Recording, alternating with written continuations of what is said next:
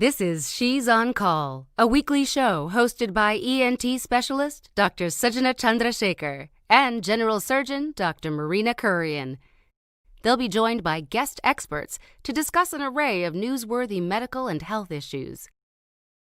You're invited to ask the doctors anything.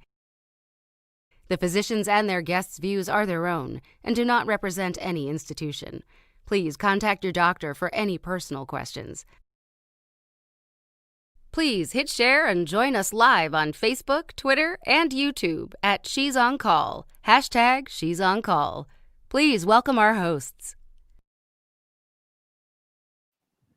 Hello, I'm Sujana Chandrasekhar. I'm an ear surgeon and I practice with ENT and Allergy Associates in New York City and New Jersey. And I'm Marina Kurian. I'm a general and minimally invasive surgeon in New York City. And today's show is about humanitarianism. We have some great guests that Sujana is going to introduce.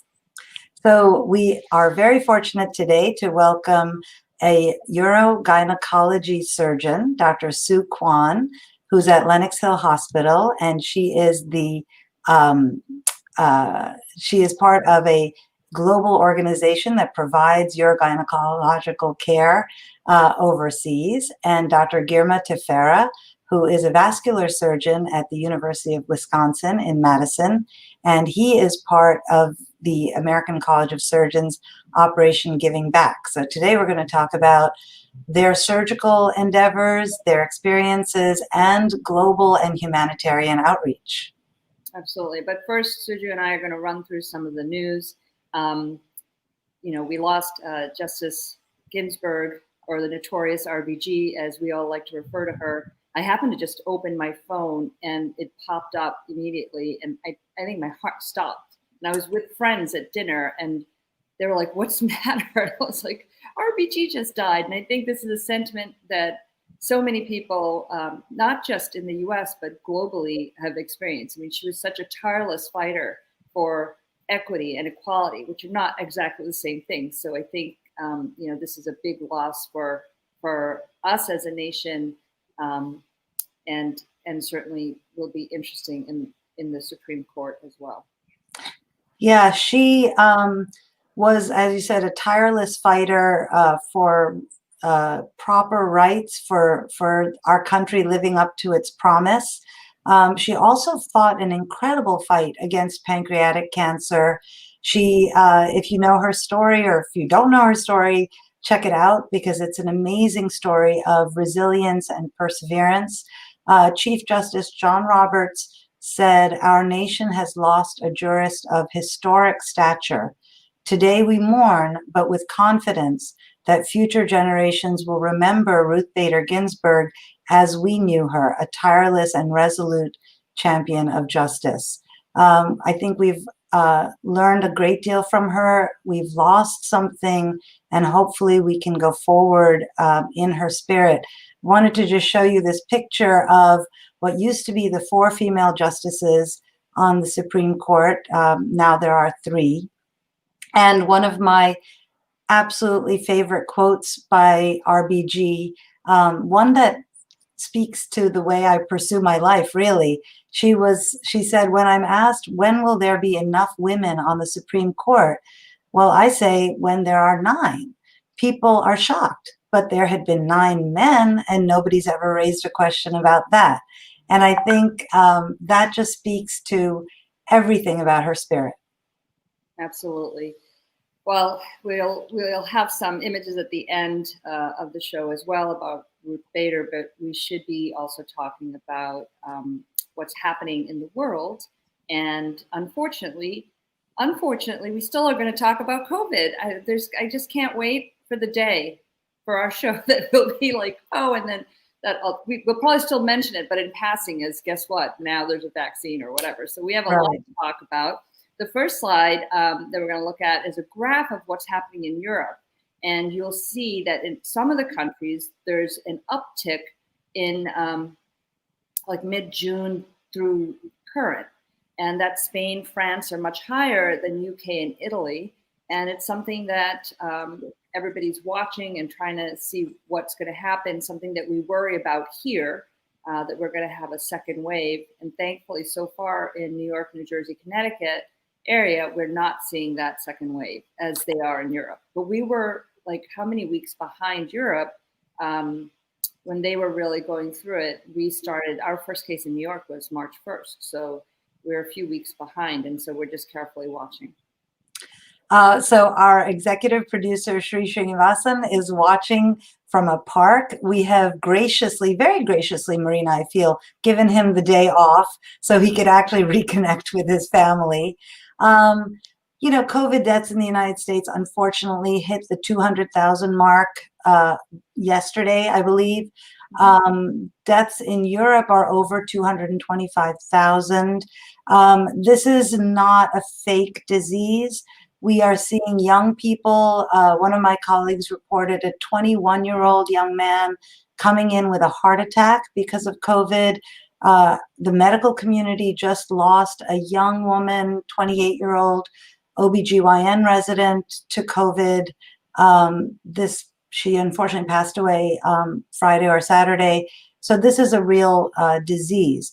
So, you know, everyone's talking about vaccines. So normally it takes a really long time to get a vaccine or anything that you inject into the body approved by the Food and Drug Administration. So we have a slide that kind of shows you that the normal process takes several years to get a vaccine from its idea, animal studies, initial safety studies, all the way to safety and efficacy studies, and then approval and into market. What we are trying to do is we are trying to expedite this process. And there are many groups and countries working furiously to fast track the vaccine. So Marina, maybe you can talk to us about the next graphic from Business Insider, looking at the vaccine development. Sure.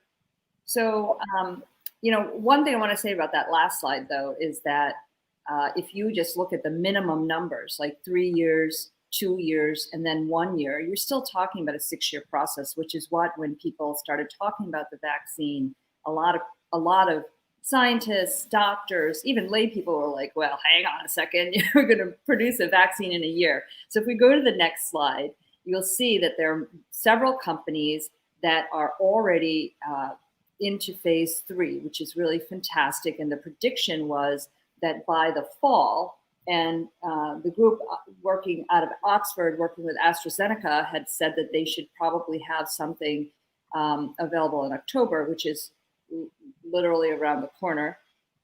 And Moderna is there too. And so AstraZeneca had, and Oxford had halted their trial because they had one patient have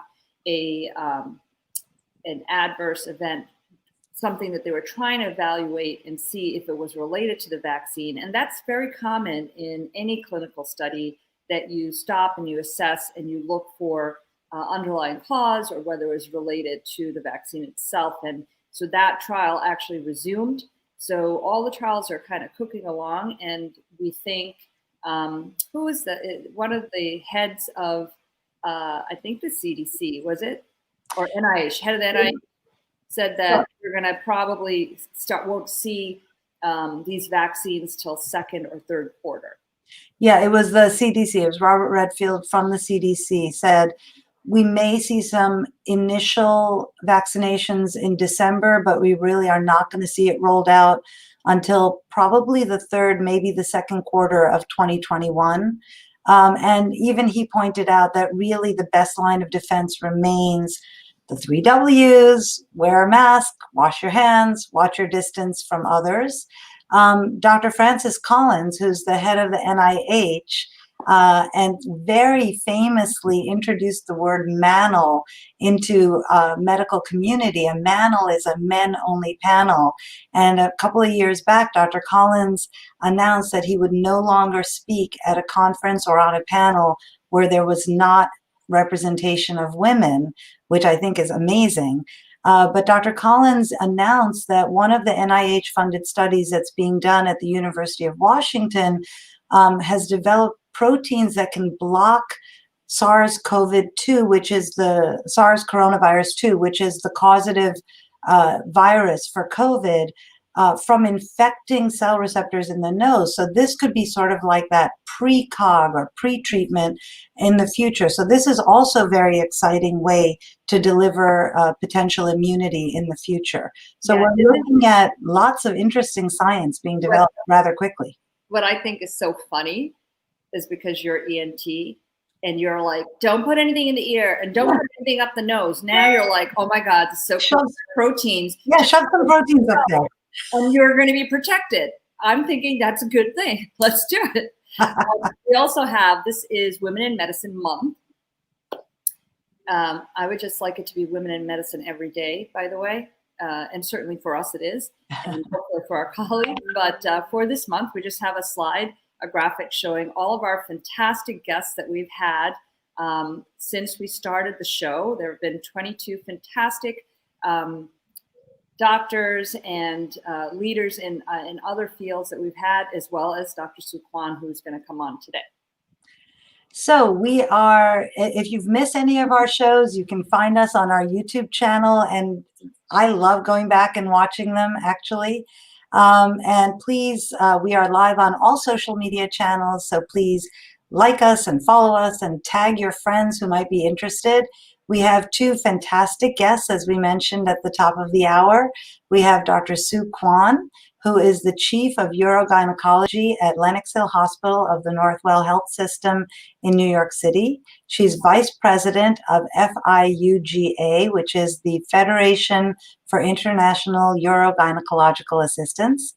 And we have Dr. Girma Tefera, who is Chief of Vascular Surgery at the University of Wisconsin Medical Center in Madison, Wisconsin, and Medical Director of Operation Giving Back for the American College of Surgeons. So welcome to the show, Girma and Soo. Thank you. Oh, there you are. We got you. We just get flashes of brilliance. It's all good though. Okay. Well, thank you so much for having me and for the introduction. So we're happy to have you, Soo. We're happy to have you, Girma. Maybe we'll just start by saying, how are things going? How's life, Soo? Well, I think I have to truly agree with everything that you have described about both COVID and the death of Ruth. And I have to tell you that I never knew that my kids who are in their 20s going to college and medical school knew how much I admired her over the years. Actually texted me, and they are the ones who alerted me that she passed away. And they were tremendously sad for the society and for what I felt. And they're still sending me texts in saying that world will go on, you'll be okay. Oh, it's so nice when our children get to the age when they can comfort us, right? Yes. How about you, Girma? How are things going with you? Well, life is different in COVID era with all the restrictions, as you can imagine. And I think 2021 has been quite the year, and clearly the highlight of your news, sums it up even more, brings some additional reality that we are going to be facing probably for the next several months. And so, to say the least, I think it has been a difficult year, but we'll get through it. I'm looking at the data from Wisconsin, and our positivity rate in New York, New Jersey is below 1% and has stayed there. But the positivity rate in Wisconsin is high and seems to be more cases now that schools are opening, lots of young people contracting the disease. Are you seeing that at your hospital? Well, the hospitals are still relatively okay, not overwhelmed, but it definitely had something to do with the university's opening. As you can imagine, a campus like Madison has over 40,000 students. And so it was not a small plan to get that going. And clearly this 2-week gas, since the opening has definitely contributed to that. And there has been also, as most of other places, people who have not been sold on the idea of the 3 Ws you are mentioning as well. That's not helping either. So is there a mask mandate in Wisconsin? Well, kind of, but it's not reinforced. It's not, and so the governor is definitely has that in place, but I don't think you are being chased or paid, made responsible, or so there is no control. I think that's part of the problem. Sue, tell us a lot about what you do. You're a urogynecologist. What does that mean? What's so interesting is that Sue and I kind of work together at one hospital, but Sujana is actually the one who invited you, and you guys have a whole back history. I didn't even know about. I'm like, what? I thought she was my friend, but apparently not. So anyway, either way, we have you here because you guys are both such great humanitarians and do wonderful work, but you are also an expert in your field, and we definitely want to know, what is urogynecology? Who needs you? Well, first of all, I'm more than happy to be shared by both fabulous surgeons. So that's number one. Number two is I really appreciate having a platform to discuss what I feel very passionately. And it's a field where so little number of people and women and doctors know about. And so just like what Marina said, when patients come in to see me, they've already seen 3, 4, 5 different doctors for the same problem because people are unaware of what I do. And so this is a fairly new specialty that deals with female pelvic floor health. What that means is that women who have problems with, let's say, urinary incontinence, leaking urine, or vagina prolapsing out, and bladder pain, fecal incontinence, as in they're leaking stool, anything that has to do with female pelvic floor. And so in the past, people used to believe that they should go and see a colorectal surgeon or urologist, but they often didn't concentrate on female anatomy. And so patients did not receive the comprehensive care that they deserved because so much of it is connected. When 80% of women who have incontinence have prolapse, meaning the vagina coming down, then I think it's really important, our society obviously does, that we look at the whole pelvic floor so that we can treat women as a whole. And that's what female pelvic floor health is, and medicine and reconstructive surgery. So we talk a lot about like osteoporosis in women. We talk about breast cancer in women. We talk about things that we consider women's diseases. Where does urinary incontinence fall in this spectrum? And also, if we forgot to do our Kegel exercises after our 4 pregnancies, are we fated to meet you? Well, number one is it is very, very common. More than 50% of the women in their lifetime after the age of 50 will have some form of female pelvic issues. However, 80% of them will never share that information with their doctors without being asked. And so when doctors do not understand that, then patients obviously will not volunteer it.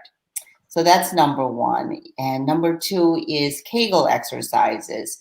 So when you do exercises, like when you do biceps exercises or any other exercises that you can see the muscles, you know what you're doing. Whereas when you're doing Kegel exercises, you will not be able to see your pelvic floor muscles contracting. And so most women, when they do Kegel exercises, really don't do them correctly. And when you don't do them correctly, you're more likely going to have harmful effect than positive effect. And so they are going to need much guidance for that to be effective. That's number one. And number two is what we are finding is that Kegel exercises often are not effective.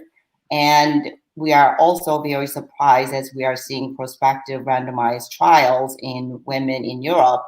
And so it really is based on how severe your problem is and how committed you are in doing Kegel exercises that can result in positive outcome.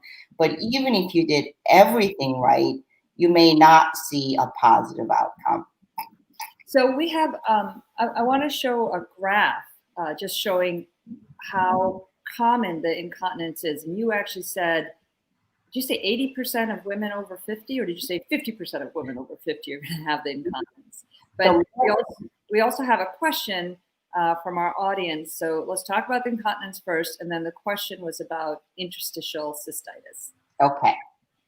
And so more than 50% of women over the age of 50 will have pelvic floor issues that I have just mentioned.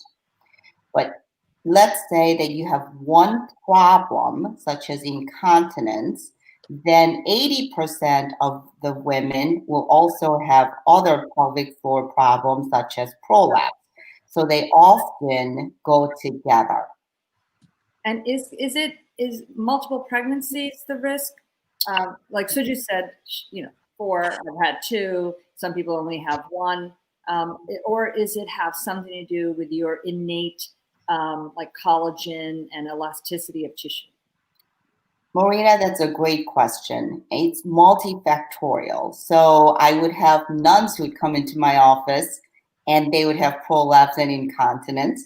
And then I'll have patients that or women who I would talk to who had 8 kids and they have no problems. So that obviously shows that this is not just one risk factor, but it could be from having kids, which is one of the major risk factors. Aging, childbirth, going through menopause, heavy lifting, type of job that you do.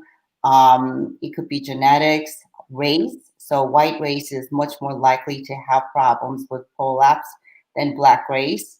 And diabetes, obesity, as we are talking about COVID. And I can go on and on. And so many women who would come in would think, oh yeah, it's because I had 4 kids, which is not necessarily the only risk factor. It's one of so many. And then one of our Nirja asked about interstitial cystitis. Can you tell us what that is and what can be done about it? So interstitial cystitis is one of those diseases that is in it's a diagnosis of exclusion. And so meaning that women will come in and say, I have recurrent UTIs because they have symptoms of UTIs, such as frequency, urgency, burning on urination, pelvic discomfort, so on and so forth. And often, especially young women, will be treated with antibiotics without the cultures.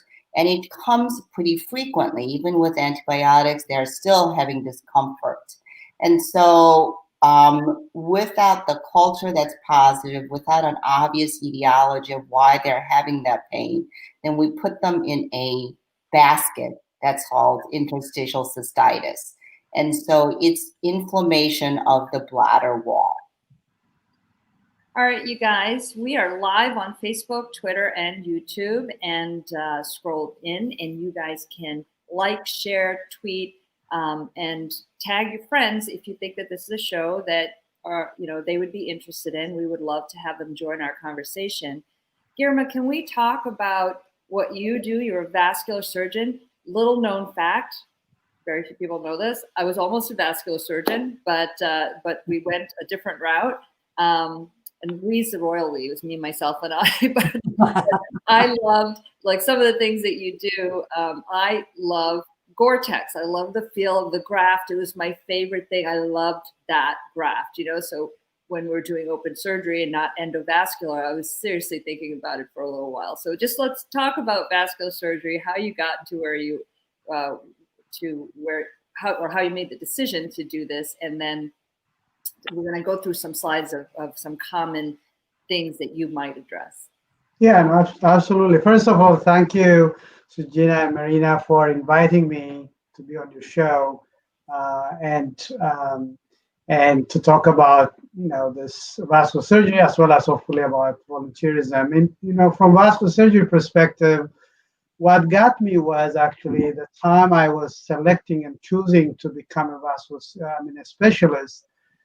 Vascular surgery was going through some transformational times, and that was from the maximally invasive open procedures to the minimally invasive endovascular procedures.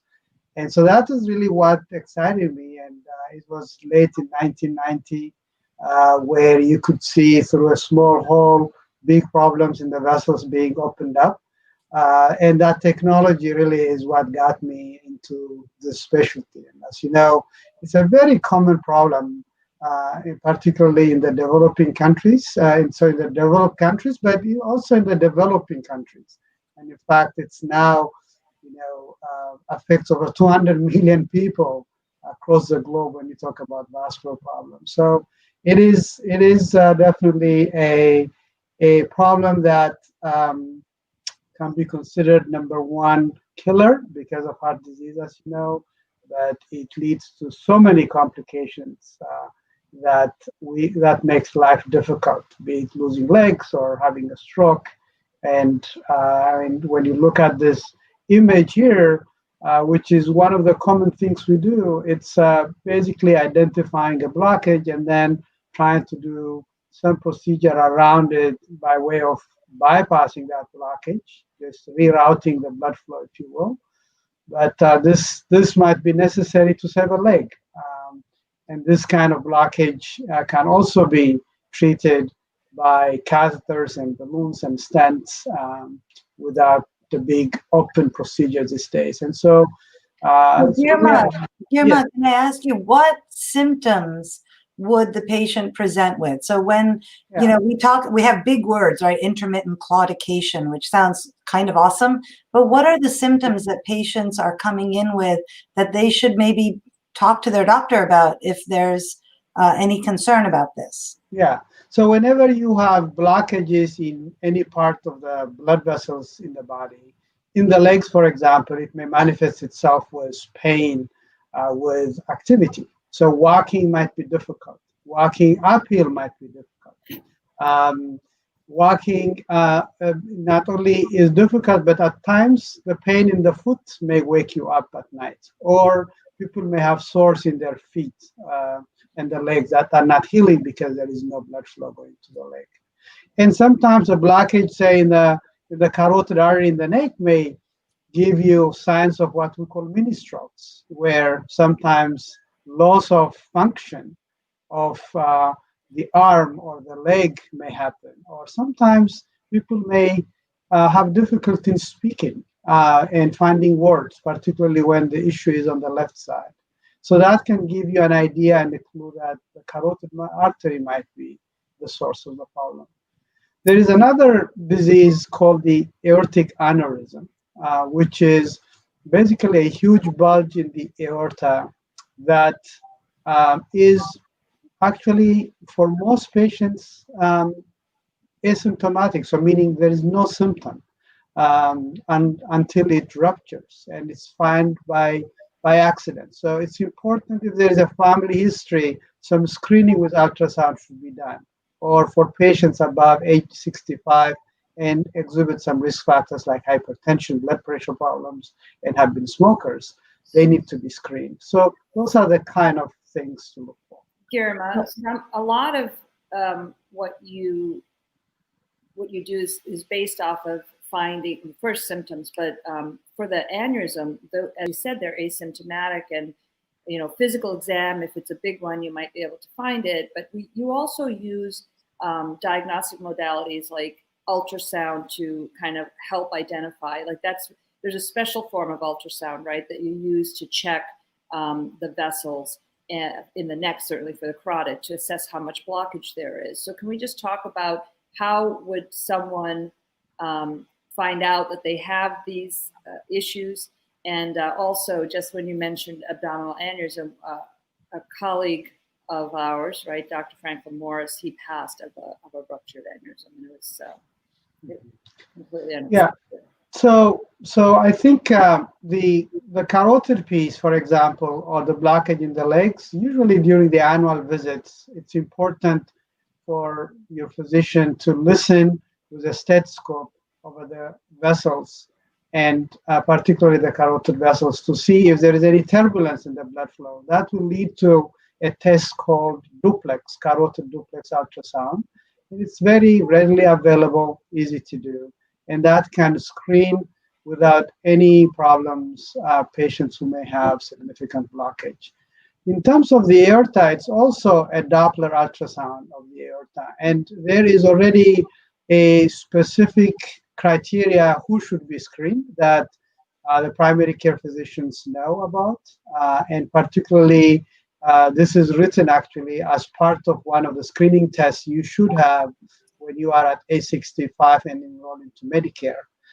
And it is also done promptly and can rule out the presence of an aneurysm in the abdomen. You know, when I was a resident in general surgery a million years ago at Bellevue, we had a patient come up with a huge abdominal aortic aneurysm. The nurse practitioner in the primary care clinic had just done a really good exam, and she had picked this up and sent it up. And when they can be picked up like that, we don't have the rupture, we don't have the catastrophe. And even back then in the dark ages, the patient did really well. I want to ask one of our viewers we have viewers, by the way, from all over the world. We have people checking in from Bangalore. We have people checking in from Eastern Europe. We have people checking in from all over the United States. Danny Chelius said, you know, when he was a medical student, we really didn't learn almost anything about urogynecology. And Dr. Chandrasekhar, who is my mother, asked, what about bike riding and pelvic floor? Maybe Sue, you can answer that. I'm not really sure what the question is. So if you're bike riding, does that build up your pelvic floor muscles? Does that hurt or help, or doesn't do anything to what's going on with your pelvic floor? I don't really think that there is much of an effect when you're bike riding. I don't know of any study that looked at women who ride their bike to help with the pelvic floor. I think that you should do it if that's what you enjoy. So I really have no opinion on that. Let's talk. And this is the comment from Danny Chelius that, so if you can see, I know that's much approved at my medical school in terms of urogyne issues. Do you think it's getting better when you speak with colleagues around the country? I mean, I think your colleagues are fairly familiar with what you do. It's so important. And certainly as we all get older, especially the women. Well, I think that this is an evolution. And so this is a fairly new field. I've been doing this for 20 years. So 20 years ago, no one really knew what urogynecology was. At this point, I think that there are enough doctors who deal with abdomen down, who know somewhat of urogynecology, but still there are others who are not quite sure what we do. So, you know, you had sent us some really good information. We showed the slide about urge incontinence, and maybe we can talk a bit about stress incontinence, and then we can talk about pessaries and non-surgical maneuvers. Maybe, Sue, you can talk to us a little bit about how you assess these patients and what are the first-line treatments. Okay. So when a patient comes in, they feel that when they have incontinence, that the treatments are really the same, and that it's like going to see an ophthalmologist. They'll say, I can't see. And they don't realize that it could be from many different reasons, and there are different types. It's the same thing with the bladder, that leaking urine is not all the same. They have different diagnoses and the treatments are different. And so when women leak urine with urgency, meaning that as they are trying to open the door and they've already started leaking and all they had to do was wait another 5 seconds and they can't control it and they don't quite understand. That's called urgency incontinence. And those women are treated with medications. And if they fail medications, then we can go to the next level, which would be either Botox or InterStim. And Botox works fabulously. And when I watch uh, advertisements where they advertise diapers, female diapers, or pads, I get so irritated because it's so easy to treat the problem, the underlying problem, rather than using a diaper. And so that's something that I have to emphasize. And thank you for giving me that forum. Stress urinary incontinence, we always knew about, which is leaking urine with coughing, laughing, with exercises. When you stress, it means not stress to your head, like you're having a bad day, but when you're stressing your bladder, which is increasing the abdominal pressure, that's when you leak urine. So women they may not want to exercise because every time they jump, they leak urine. And they're always afraid that someone else can see that they're leaking urine. And that's stress urinary incontinence. And unlike what used to be 20 years ago, we can treat stress urinary incontinence both surgically and non-surgically. But surgery used to be such an invasive procedure for women for treatment of stress urinary incontinence. Now it takes less than 20 minutes and then they go home. And it is 80 to 90% successful. And so there are so many ways to treat women with these problems that there is really no reason for women to walk around wearing 5 to 10 pads or diapers a day.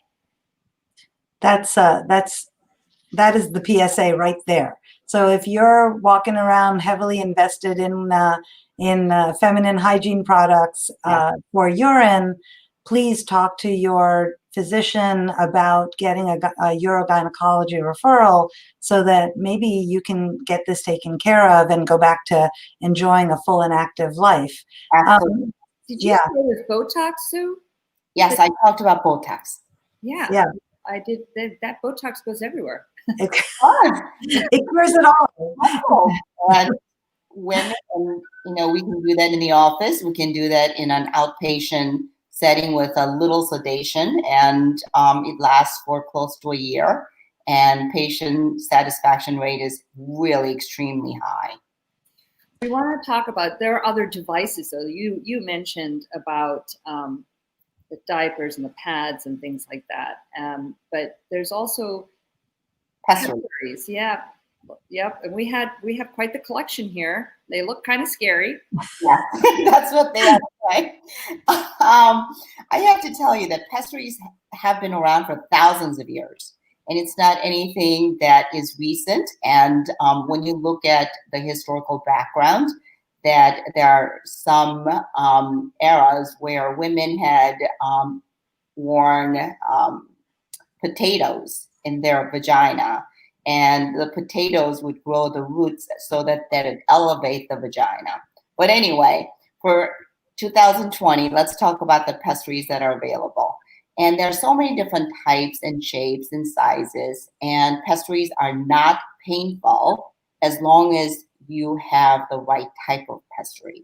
Not every patient will have the pessary that will fit them correctly. And so if you have the right type of pessary, that works very well for most women. However, the downside is it's not a cure, it's a treatment. So once the pessary is out, for many different reasons, you want that out because you really don't like the discharge or the side effects of spotting, bleeding, then everything goes back to the way it was. So it's definitely not a cure.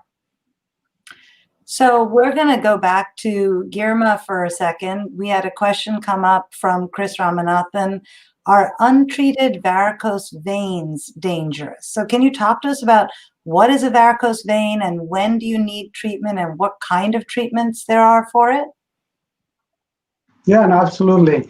Thank you for that question. So varicose veins are basically veins that are abnormally enlarged, and you see them in the legs. They are usually easily visible. And they are caused because there is some increased pressure in them. And the way I usually describe this to make it clearer is veins are usually pipes that take blood to the heart, and they have a one-way valve. And that one-way valve gets abnormal. And so when that happens, it can leak backwards. And it leaks backwards, meaning towards the feet rather than the blood going toward the heart. So what that does is then leads to enlargement of this pipe wherever this leak is happening. And because either we sit or we stand up, gravity pulls more and more of this blood down. And so these veins get larger and larger. So what happens is, at the end of the day, the legs get fatigued, the legs get painful. Sometimes actually it can cause some skin changes that can go as far as becoming an ulcer. And when that ulcer happens, unless you take care of the vein, it will be very hard to keep the ulcers heal and maintain the healing.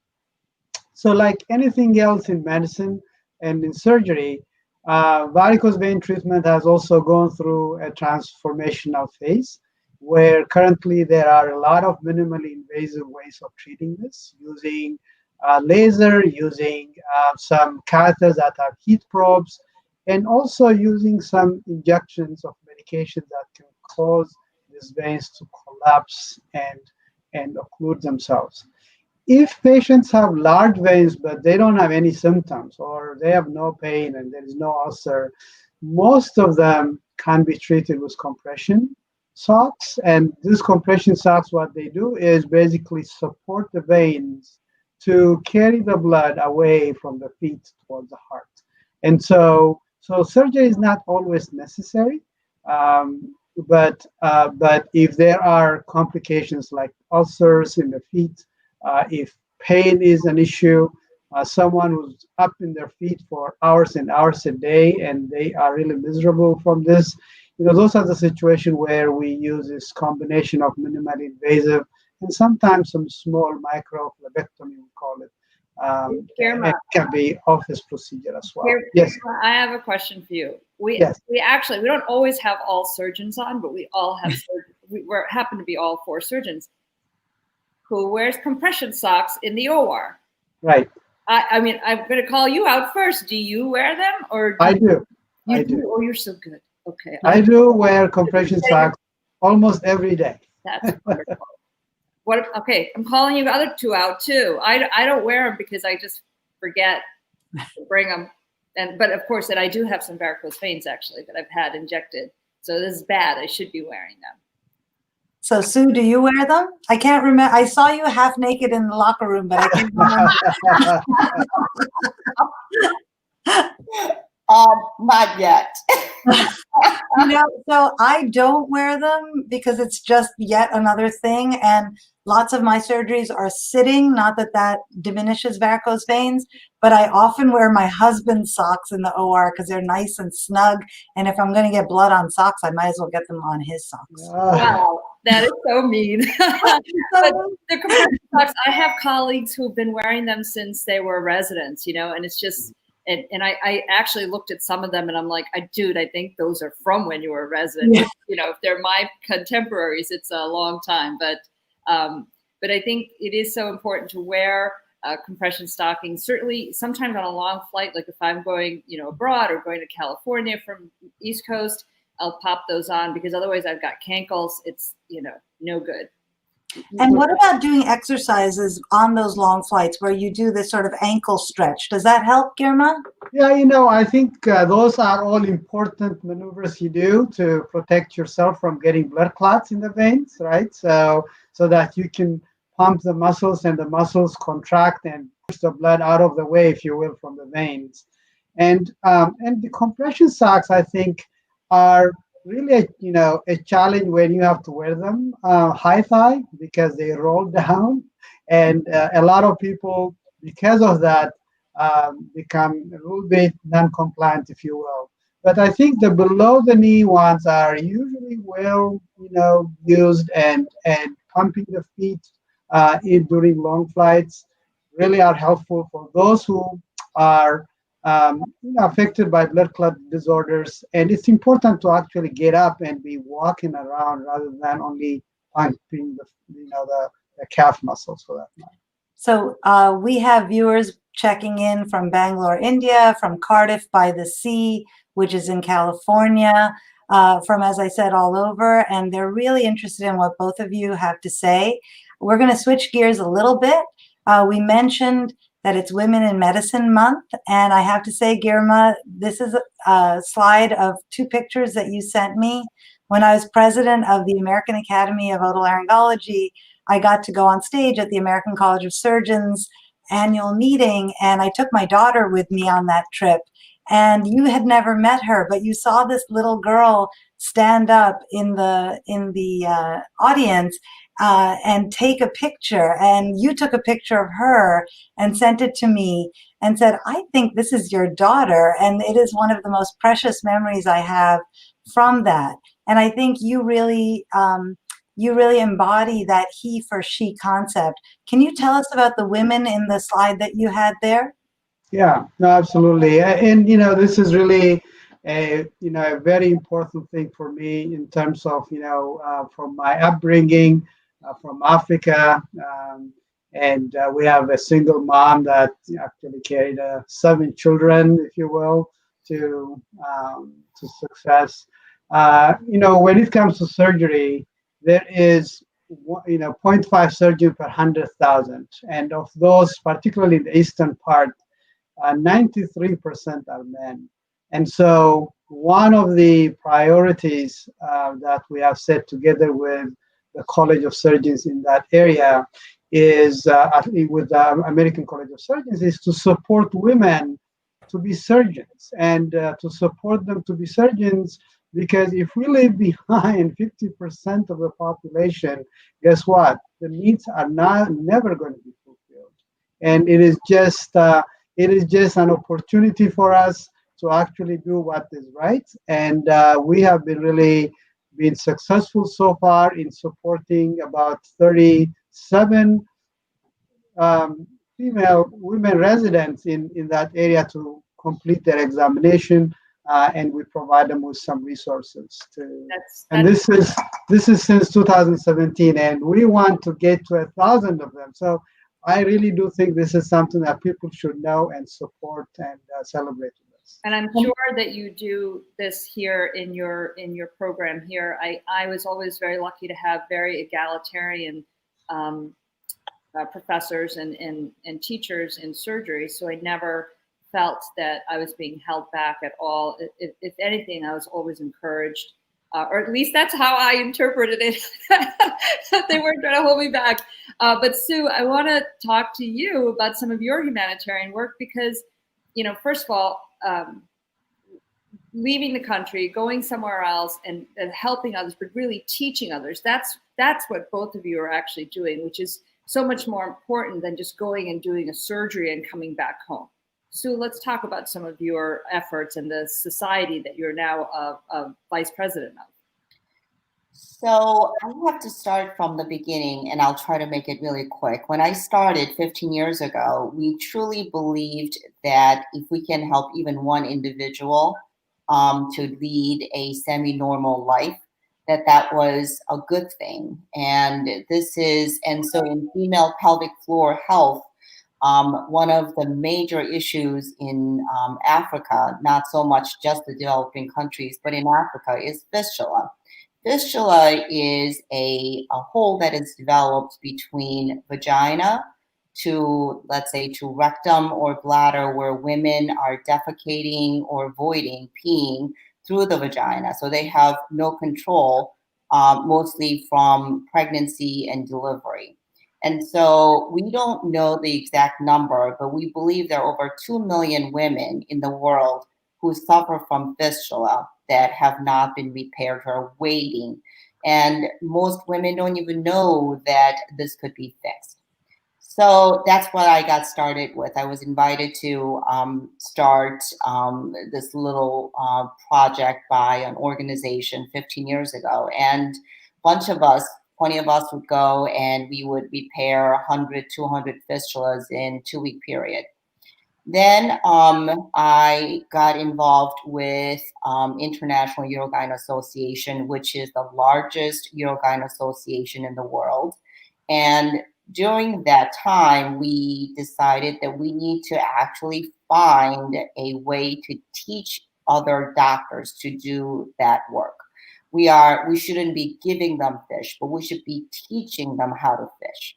And that's when it got started. And so in Africa, at that time, 7 years ago, there was no Urogyne fellowship training. So we decided that we were going to actually venture into that. And I had no idea how I was going to do this with our organization. And it was a struggle, but we were able to convince doctors and dean and other top politicians in Ghana to get involved with us to teach doctors to deal with female pelvic floor health. And so since then, we have trained 7 surgeons to be urogynecologists, and we have a full program, and we support them financially, and we have companies that support them for equipment and supplies. Then we decided that they really are doing well enough. And so initially we went 2 weeks out of every month. And we'd send top academicians from all over the world to go every 2 weeks. And then it was once a quarter and so on and so forth. So we finished it in 5 years, and now they're on their own. And they let us know once in a while of how they're doing. And if they have any questions, that they can actually, it's not a Zoom, they have a different system, and say, we're in the OR, we don't know what this is, can you help us? And we would always be available to actually look at it and figure out what they need to do. Then, yes? Is this being expanded to other parts of Africa as well? Oh, yes. Right. And so then we were able to get the second country, which is in Nepal. And so this is their second year, and this COVID is a big impact because we can't send people. And probably in 3 years, we'll be looking for the third country. So now we actually screen them, which we didn't know how to do. And, you know, it's a long story, but the point is that women wait for not just months or years, but they wait for decades to have this fixed. And women who have fistulas are really not part of the community because of the smell. So I remember the first time I think there's a picture, but anyway, it's the first time when I started and we walked in to the hospital that outside there were probably 500 women who were waiting. And so I said, why are they outside the hospital, not inside the hospital? And they said, because they smell, so they're not allowed to go into the hospital until that they're ready for surgery. And so these women would wait outside for weeks and months for us to come because they don't really know when we're coming and they don't want to miss the opportunity. And so when we can only do 100 or so, then the other few hundreds are left behind, and you'd have to obviously promise them they will be back. Otherwise, it's really tragic when we are leaving and there are women who are left behind not knowing whether it's ever going to be fixed. And these are women who have had so many different pregnancies with dead babies, and they are ostracized by the society, and they don't have a husband, and they live in a hut far away from the community. And if they have a mom or someone who really cares about them, they would get a meal or two a day. And they die early for many different reasons. And this happens at the age of 14, 16, and they feel that this is really their fault. It is God's will that they are meant to live this way. So they blame themselves.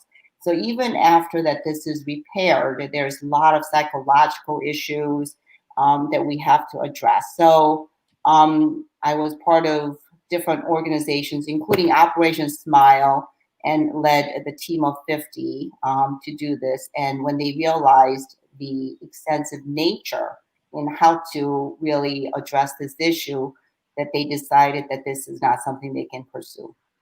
I think this is so remarkable, right? It talks to humanity. It talks to understanding the problems, and then it talks to using technology, using your gifts as an educator to allow these countries to then take care of their own people. And I think the book Cutting for Stone by Verghese was about this. And I think our viewers can go to fiuga.org, which is your association's website, to learn more about this and to see what they can do.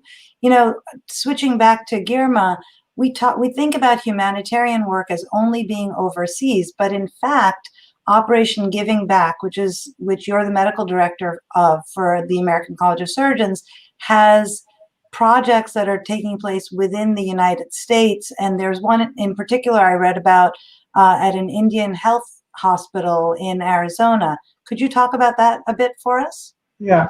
So my role as a medical director is really to promote volunteerism everywhere. So including in our backyards. And I think you raised an important point about the fact that we actually forget our backyard. Think about our inner cities.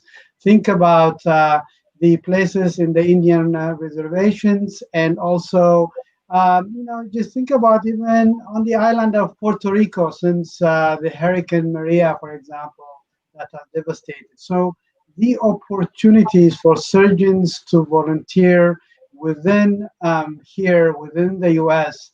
is absolutely enormous, and we can help actually connect surgeons to places and sites within the U.S. within the geographic area where they live, so that they can actually provide important service.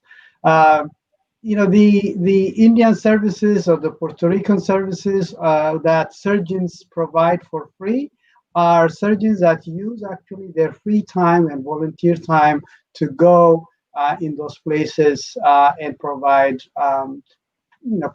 basically the much needed help. And as you know, the surgeons who enroll in the Indian services actually are employed to some degree by the government, and it has it is definitely a lot of sacrifices they go through, be it economical and others, to provide the much needed help in those areas. And if you look at the service we provided over the past 2 years in Puerto Rico in conjunction with Hurricane Maria Inc., which is an NGO, we had 2 surgeons from the mainland, if you will, that would go every week to provide service at the hospital that was provided by the Secretary of Health of Puerto Rico for free. And so there is indeed a lot of goodwill from surgeons to work within the U.S., but abroad the need is enormous. This is a picture from Puerto Rico with the Hurricane Maria Inc. Leader and our local surgeon just going for a site visit. And the need is enormous in the globe. There's 5 billion people who don't even have just a basic surgical needs. People die from abscesses, from appendicitis, or are disabled because there is a fracture and it's a farmer so 5 billion people have no access. So I think our responsibility as surgeons to heal and cure is really, really enormous. And I hope people will join us. We have a comment from a viewer on LinkedIn saying, hearing all of you is so inspiring in your ability and your genius to heal humankind, but it's your compassion, it's that dedication, it's taking 2 weeks out of your lives to go do something. I have contributed a little bit, and I have to tell you, there is nothing more challenging and fulfilling than doing these humanitarian trips. Before COVID, I would go to Nicaragua with a group called Mayflower Medical Outreach, and where we offer ear, nose, and throat and OBGYN care. And we've sponsored a residential school for the deaf. And as both of you have talked about, teaching fishing, right? We have trained many surgeons, many audiologists, many audio techs, many teachers of the deaf. And, it's also an opportunity to just find the joy in healthcare again. The child on my lap over there had a middle ear problem that would have left him in a school for the deaf as opposed to mainstreamed. And I operated on both ears in the same trip, which is something we wouldn't do here, but the opportunity isn't there. And he got mainstreamed into a regular school, and I got a hug out of it. And then the tall trees next to me in one of those pictures are my oldest son and one of my nephews who came with me in their final year of high school. And they worked with the children at the School of the Deaf, and they painted the school. So there's so much that we can offer. And I think it's really amazing that it's something we didn't think about when we went into medical school, something we could give back. Yeah, it really is. I want to thank you both for joining us, and Suju as well. You know, it's great, the humanitarian work. I just work at home. So it is a goal actually at some point, now that I'm an empty nester, that maybe I can actually do that or get my kids to come on one of these trips instead of doing a vacation with them. That would be even better. I want to thank you again. We do have to thank our producers who help with the show, and our executive producer who's not here today, but these are the crew behind us and behind the show that really make it happen and make it flow so well. And I want to thank all of them. And we're also grateful to WBAI 99.5 FM. And WBAI.org, they carry our show on Mondays from 2 to 3. So this, if you guys are driving or on the internet, you can actually listen to the show again. Certainly, it's also going to be playing on. It's stored on YouTube and Twitter and LinkedIn, so you can find us there as well. So we want to thank very much our guests for this week. Dr. Girma Tefera, who is Chief of Vascular Surgery at the University of Wisconsin in Madison and Medical Director of Operation Giving Back at the American College of Surgeons, and raised by a single mother with 6 siblings, which I didn't know until 30 minutes ago. And we want to thank Dr. Soo Kwon, who is the Chief of Urogynecology at Lenox Hill Hospital in New York City, which is part of Northwell Health, and Vice President of the Foundation for International Urogynecological Assistance. I think we could have kept talking, and I'm sorry that the hour is up, but thank you so much for sharing your experiences and your insights. Next week, we will have 2 more wonderful guests, one of whom will be Dr. Camille Clare, who is obstetrician gynecologist at Metropolitan Hospital in New York City and the head of diversity and inclusion at New York Medical College. And we wanted to close with another little remembrance of a woman who made this possible for us, Marina. Yeah, she totally really paved the way, leader, icon, notorious. So this is our last slide, which just has some beautiful images of her. Thank you all for watching, and we'll see you next week. Bye.